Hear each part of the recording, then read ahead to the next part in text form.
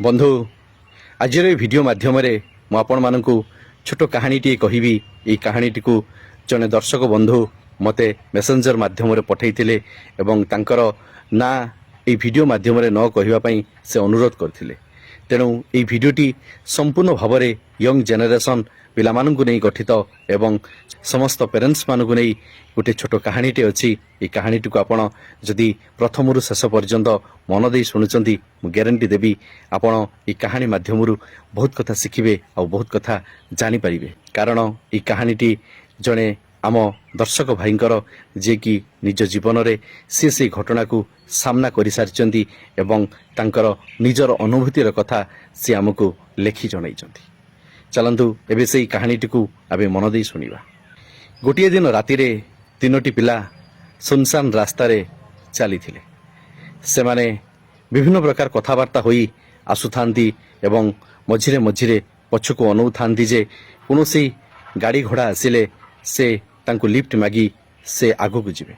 सही समय रे गोटे ऑटोवाला आसी सेठारे पहुंचीथिला जेतेबेले ऑटोवालाटी को एई तीनोटी पिला देखिचंती से ऑटोवालाटी को अटकेबा पई चेष्टा करिसंती एवं ऑटोवालाटी से पिला मानंको पाखरे अटकिछि एवं पचारिछि तमे माने कुआडे जीवो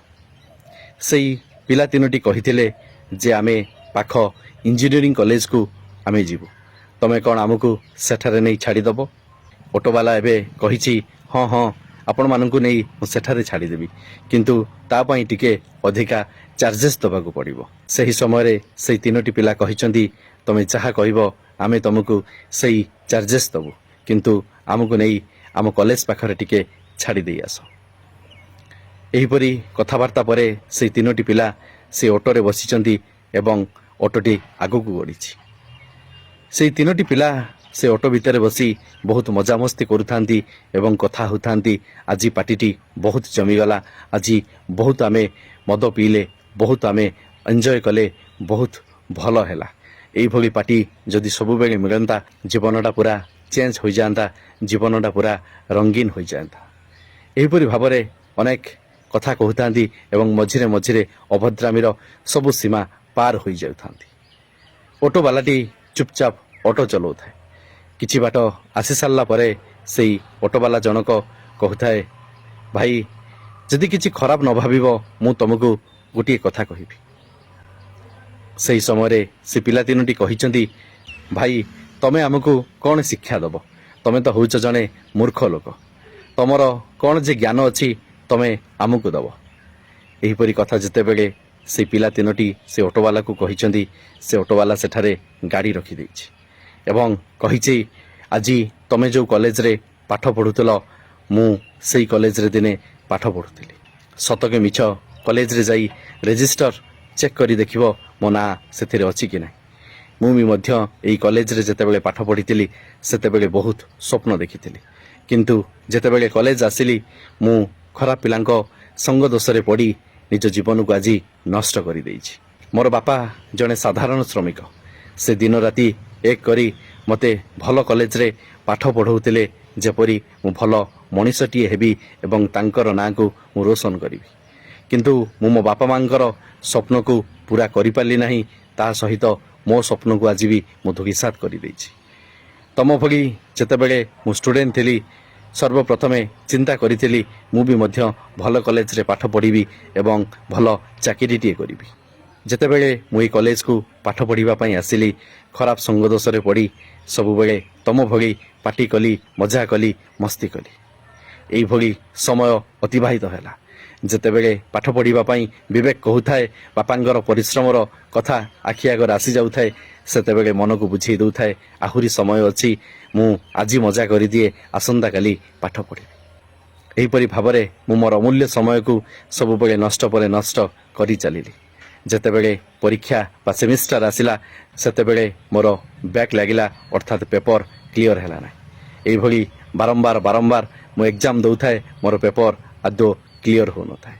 शेषरे एनएफटी लागिगला अर्थात not fit for technical education जेतेबेले लागिगला मते कॉलेज रु तोड़ी दिया गला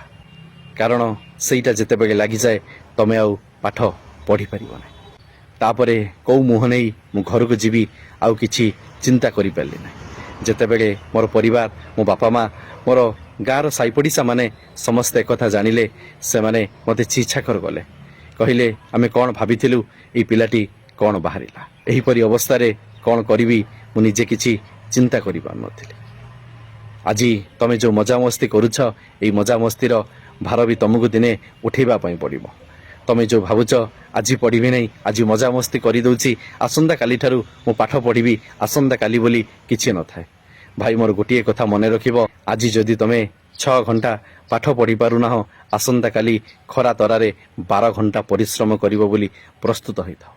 ଯେତେବେଳେ ସେଇ ଅଟୋବାଲା ଏହିପରି କିଛି କଥା କହିଛନ୍ତି, ସେତେବେଳେ ଏ 3ଟି ପିଲା ପୁରା ସାଇଲେଣ୍ଟ ହୋଇଗଲେ ଏବଂ ନିଜର ଭୁଲକୁ ବୁଝିପାରିଲେ ଏବଂ ଅଟୋବାଲାର ପାଦ ଧରି କ୍ଷମା ପ୍ରାର୍ଥନା କଲେ ଏବଂ କହିଲେ, ଭାଇ ଆଜି ତମେ ଆମକୁ ବହୁତ ବଡ଼ ଶିକ୍ଷା ଦେଲ। ଆମେ ଆମ ଜୀବନକୁ ବାସ୍ତବରେ ଯାହା ଭାବିଥିଲୁ, ତମେ ବାସ୍ତବରେ ଯେଉଁ ଶିକ୍ଷା ଦେଲ, ସେଇ ଶିକ୍ଷା ଆମ ଜୀବନ ପାଇଁ ଅମୂଲ୍ୟ ଶିକ୍ଷା ହେବ। ଆଜିଠୁ ଭାଇ ଆମେ କଥା ଦେଉଛୁ, ଆମେ ଆମ ନିଜର ଷ୍ଟଡି ପ୍ରତି ଆମେ କନସିୟସ୍ ହେବୁ ଏବଂ ପରୀକ୍ଷାର ଭଲ ନମ୍ବର ରଖି ଉତ୍ତୀର୍ଣ୍ଣ ହୋଇ ଆମେ ଭଲ ମଣିଷଟିଏ ହେବୁ। ଏହିପରି କିଛି କଥା କହି ସେଇ ପିଲା 3 ଜଣ ଅଟୋବାଲାକୁ କ୍ଷମା ପ୍ରାର୍ଥନା କରି ଏବେ କଲେଜ ଭିତରକୁ ଚାଲି ଯାଇଛନ୍ତି। ବନ୍ଧୁ, ଏ କାହାଣୀରୁ ଆପଣ କ'ଣ ଶିଖିଲେ, ଦୟାକରି କମେଣ୍ଟ ବକ୍ସରେ ମୋତେ ନିଶ୍ଚୟ କହିବେ। ମୁଁ କେବଳ ଏତିକି କହିବା ପାଇଁ ଚାହେଁ, ଯେଉଁ ପିଲାମାନେ ଆଜି ତମେ ପାଠ ପଢ଼ୁଛ, ଥରେ ଭାବିକି ଚିନ୍ତା କରିକି ଦେଖ, ତମେ ଯେତେବେଳେ ଯାହା ମାଗୁଛ, ତୁମର ପ୍ୟାରେଣ୍ଟସ୍ ମାନେ ସବୁ ତୁମକୁ ହସି ହସି ଦେଇ ଦେଉଛନ୍ତି। ସେମାନଙ୍କର ଗୋଟିଏ ଚିନ୍ତା ରହୁଛି, ପୁଅ ଝିଅ ପାଠ ପଢ଼ୁଛନ୍ତି, ସେମାନଙ୍କର କେବେ କିଛି ଅସୁବିଧା ନ ହେଉ। କିନ୍ତୁ ତୁମେମାନେ ସବୁବେଳେ ପାଠ ପଢ଼ିବା ନାଁରେ ସହରକୁ ଆସୁଛ ଏବଂ ସହରରେ ସବୁବେଳେ ମଜା କରୁଛ, ମସ୍ତି କରୁଛ, ପ୍ରେମ କରୁଛ, ପାର୍ଟି କରୁଛ, ଏଇଭଳି ନିଜର ଅମୂଲ୍ୟ ସମୟ ଗୁଡ଼ିକ ନଷ୍ଟ କରିଦେଉଛ। ତୁମେମାନେ ଭଲ ଭାବରେ ଜାଣିବାର ଆବଶ୍ୟକ ଅଛି ଯେ ସମୟକୁ ଯଦି ଆମେ ନଷ୍ଟ କରିଦେଉଛନ୍ତି, ସେ ସମୟ ଆଉ କେବେ ବି ଫେରି ଆସିବ ନାହିଁ। ସମୟ ଗୋଟିଏ ବଡ଼ କଥା କହିଥାଏ, ଆଜି ତମେ ମୋତେ ନଷ୍ଟ କରୁଛ, ଦିନେ ସମୟ ଆସିବ ମୁଁ ତୁମକୁ ନଷ୍ଟ କରିଦେବି। କିନ୍ତୁ ବାସ୍ତବରେ ଆମେ ସେଇ କଥାକୁ ନ ବୁଝି ଆମେ ସବୁବେଳେ ଜୀବନରେ ଏନ୍ଜୟର କଥା ଭାବନ୍ତି, ମଜା ମସ୍ତି କରନ୍ତି। ପାଠ ପଢ଼ିବା ସମୟରେ ଆମେ ସବୁବେଳେ ବୁଲନ୍ତି ଏବଂ ସାଙ୍ଗସାଥି ସହିତ ଫିଲ୍ମ ଯାଆନ୍ତି, ପାର୍କ ଯାଆନ୍ତି ବା ଅନ୍ୟାନ୍ୟ କାମ ସହିତ ସବୁବେଳେ ଆମେ ଲିପ୍ତ ରହିଥାନ୍ତି। ଆଉ ଯେତେବେଳେ ପରୀକ୍ଷା ସମୟ ଆସେ, ସେତେବେଳେ ଆମେ ଆମ କୋର୍ସ ସିଲାବସ୍କୁ ଆଦୌ କଭର କରିପାରନ୍ତି ନାହିଁ। ଶେଷରେ ଆମେ ପରୀକ୍ଷାରେ ଫେଲ୍ ହୋଇଯାଆନ୍ତି, ଆମ ଜୀବନଟି ସମ୍ପୂର୍ଣ୍ଣ ଭାବରେ ମାଟି ହୋଇଯାଏ। ଏବଂ ସମସ୍ତ ପ୍ୟାରେଣ୍ଟସ୍ ମାନଙ୍କୁ ମୁଁ କହିବା ପାଇଁ ଚାହେଁ, ଆପଣମାନଙ୍କ ପିଲାମାନଙ୍କୁ ଯେଉଁ ପାଠ ପଢ଼ାଉଛନ୍ତି ତାଙ୍କୁ ଟିକେ ଲକ୍ଷ୍ୟ କରନ୍ତୁ, ତାଙ୍କର ସାଙ୍ଗସାଥିମାନଙ୍କ ଉପରେ ଆପଣ ଟିକେ ଫୋକସ୍ କରନ୍ତୁ। ଆପଣଙ୍କର ବି ଦାୟିତ୍ୱ ଅଛି। ଖାଲି ପିଲାମାନଙ୍କୁ ଯେ ପଇସା ପତ୍ର ଦେଇଦେଲେ ପିଲାମାନେ ଭଲ ପାଠ ପଢ଼ିବେ, ଏହାର କିଛି ମାନେ ମତଲବ ନାହିଁ। ଆସନ୍ତୁ ଆମେ ସମସ୍ତେ ଏକତ୍ରିତ ହୋଇ ପିଲାମାନଙ୍କର ଜୀବନକୁ ସଜାଡ଼ିବା ପାଇଁ ଚେଷ୍ଟା କରିବା, କାରଣ ଆଜିର ପିଲାମାନେ ଆମ ଦେଶରେ ହେଉଛନ୍ତି ଭବିଷ୍ୟତ। ଆଶା କରେ এই ଭିଡ଼ିଓ ମାଧ୍ୟମରୁ ଆପଣ ବହୁତ କିଛି ଶିଖିଥିବେ। ଯଦି ଭିଡ଼ିଓଟି ଭଲ ଲାଗିଛି, ଭିଡ଼ିଓକୁ ଗୋଟେ ଲାଇକ୍ କରିବେ ଏବଂ ସାଙ୍ଗସାଥିମାନଙ୍କ ମଧ୍ୟରେ ଭିଡ଼ିଓଟିକୁ ସେୟାର କରି ତାଙ୍କ ଜୀବନକୁ ସୁନ୍ଦର ଶିକ୍ଷାଟିଏ ନିହାତି ଦେବେ। ଭଗବାନ ଆପଣଙ୍କୁ ସବୁ ଖୁସି ଦିଅନ୍ତୁ। Love you all. ଜୟ ଗୁରୁ, ଜୟ ଜଗନ୍ନାଥ।